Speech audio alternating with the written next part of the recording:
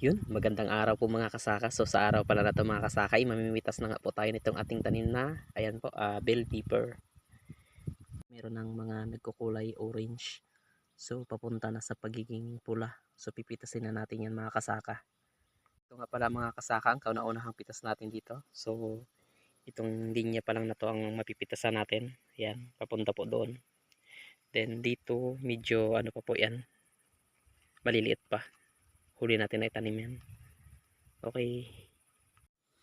So ito, kulay orange na.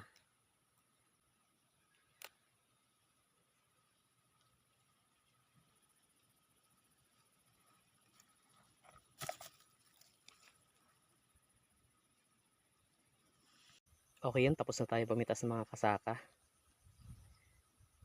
So ayan lahat yung mga napitas natin, no.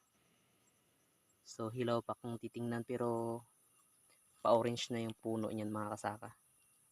Okay yun, no. Pauwi na tayo. Thank you.